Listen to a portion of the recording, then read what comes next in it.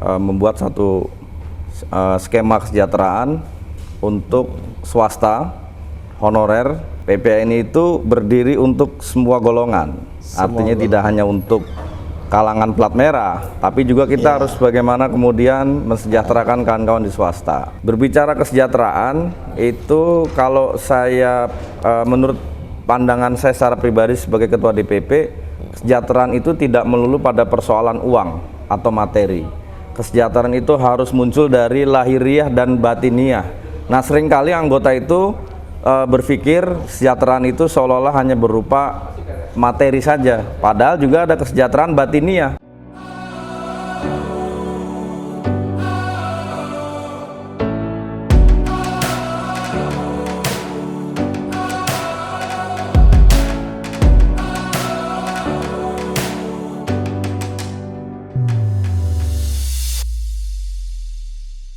Assalamualaikum warahmatullahi wabarakatuh. Kembali lagi dengan saya Jepri dengan Info Perawat. Kali ini kita kedatangan tamu yang luar biasa ya menurut saya. Beliau adalah Ketua DPP PPNI Bidang Kesejahteraan, Pak Marianto. Gimana, sehat Pak? Alhamdulillah sehat. Gimana Bang Jepri, sehat? Sehat. Bagaimana Pak kesibukannya hari ini? Ya, alhamdulillah sehari-hari kita bersama anggota untuk sama-sama sesuai temanya. Tapi untuk berpikir untuk kesejahteraan tentunya. Tapi tetap sejahtera ya. Harus ya. Sejahtera lahir dan batin. Yang pertama Pak, program Bapak di bidang kesejahteraan ya. Salah satu program unggulannya itu apa sih Pak di bidang kesejahteraan DPP PPNI itu? Ya, makasih Bang Jepri. Jadi sahabat-sahabat perawat Indonesia, tentunya bidang kesejahteraan DPP dalam bekerja tentunya harus mengacu pada hasil musyawarah nasional ke-10 di Provinsi Bali. Satu diantaranya adalah bagaimana membuat satu skema kesejahteraan untuk swasta honorer maupun negeri. Kalau negeri kan kemarin sudah dihadiahkan tuh dari Pak Ketua Umum tuh Bang ya, melalui Permenpan 35 2019 ya. Iya betul. Nah, sekarang PPNI itu berdiri untuk semua golongan. Artinya tidak hanya untuk kalangan plat merah, tapi juga kita harus bagaimana kemudian mensejahterakan kawan-kawan di swasta. Iya betul. Nah, di DPP Bidang Kesejahteraan ini hari ini sedang menggarap struktur skala upah. Nah, apa itu struktur skala upah? Struktur skala upah ini sebetulnya satu skema yang memang hari ini kawan-kawan di lapangan seolah-olah UMP itu adalah standar minimum. Padahal tidak. Karena untuk perawat itu tidak boleh digaji UMR atau UMP, tapi harus dengan struktur skala upah. Jadi standar yang dibuat Pak Ketum melalui surat keputusan Ketua Umum pada tahun 2016 itu betul harus mendekati 3 kali upah minimum provinsi.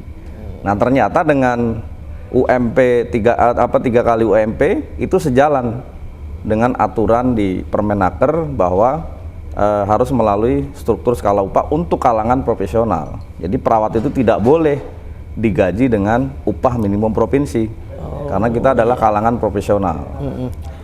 Salah satu strategi Pak ya, strategi untuk kesejahteraan khususnya perawat swasta Pak ya. Selama ini kan yang diperbincangkan itu kan perawat swasta ini Pak yang istilahnya kurang sejahtera gitu ya.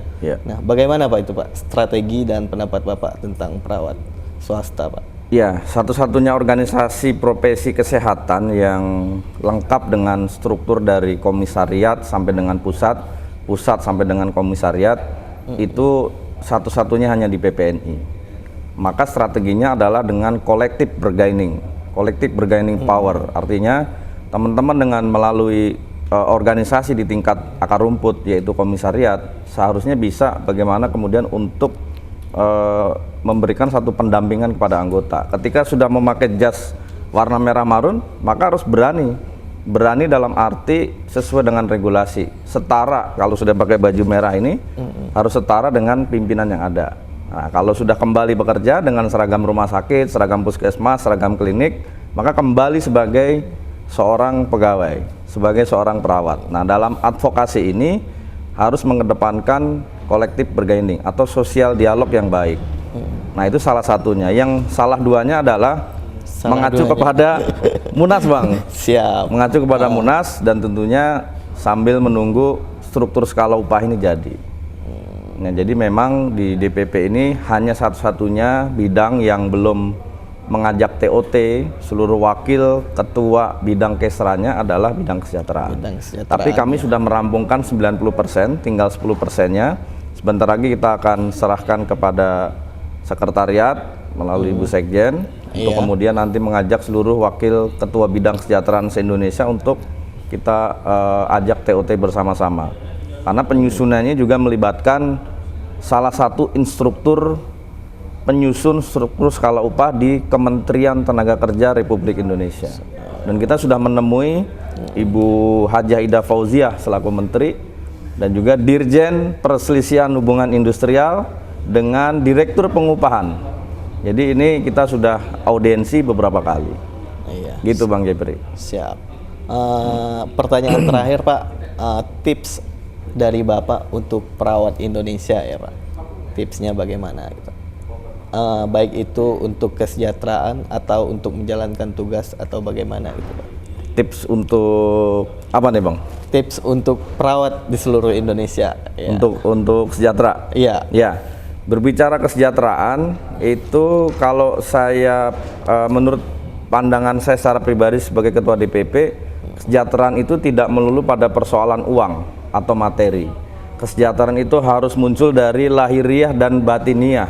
Nah, seringkali anggota itu berpikir kesejahteraan itu seolah-olah hanya berupa materi saja. Padahal juga ada kesejahteraan batiniah. Apa itu kesejahteraan batiniah? Pemenuhan STR yang hari ini sudah dicetak per minggu itu 2.000 sampai 3.000. Itu DPP sudah menyediakan tenaga-tenaga yang memang untuk membantu KTKI. Itu per minggu harus selesai itu. Yang kedua, kesejahteraan lahiriah itu apalagi? Dia puas terhadap pelayanan PPNI di tingkatan komisariat, DPD kabupaten kota, DPW provinsi sampai di tingkatan level DPP. Jadi kesejahteraan tidak melulu pada persoalan materi, tapi juga ingat ada kesejahteraan lahiriah. Salah satunya kita memiliki badan bantuan hukum. Sejak tahun 2018 seluruh kasus-kasus perawat itu ditangani oleh BBH PPNI secara gratis. Itu bagian dari kesejahteraan batiniah. Gitu. Nah, lahiriahnya kita sedang susun struktur skala upah dan juga mengarah pada perjuangan penyelesaian kawan-kawan yang berstatus sebagai honorer. Nah, ini juga penting karena kawan-kawan hari ini banyak bergabung di forum-forum perjuangan honorer, tapi juga kawan-kawan yang ada di forum ini juga berkonsultasi juga kepada DPW, DPD setempat. Karena kita berbagi peran. Nah, apa tugas PPNI? Tentunya kita menganut pada konsep KLAP, konsep lobby, aksi, dan politik. Nah, itu yang sedang kita terapkan, itu bagian dari strategi. Gitu Bang Jepri. Siap. Oke Pak. Terima kasih Pak atas masukannya untuk perawat Indonesia. Statementnya sangat bermanfaat ya bagi kita. Siap, semoga sama-sama, kita bisa ketemu lagi di lain waktu. Sebelum mengakhiri ini saya punya pantun nih Pak. Wah, ini kalau pantun biasanya jelek aja dibilang cakep. Ke Jakarta makan babat. Cakep. PPNI memang hebat. Saya mau balas nih Bang. Apa nih? Boleh kan nih? Boleh kan Boleh nih? dong ya. Ya. Pagi hari jalan-jalan ke Kota Tua. Cakep. Malam hari melihat purnama. Cakep. PPNI berjuang berasaskan Pancasila dan Undang-Undang 45 menuju Indonesia sejahtera. Puitis sekali Bapak Marianto. Merdeka. Siap. Merdeka. Oke Pak Marianto, terima kasih atas waktunya. Semoga sehat selalu. Salam sama keluarga. Cukup sekian dari saya. Billahi taufik wal hidayah. Assalamualaikum warahmatullahi wabarakatuh. Waalaikumsalam. Saya Jepri dari Info Perawat. Perawat hebat, perawat sehat, perawat tangguh. Hidup PPNI.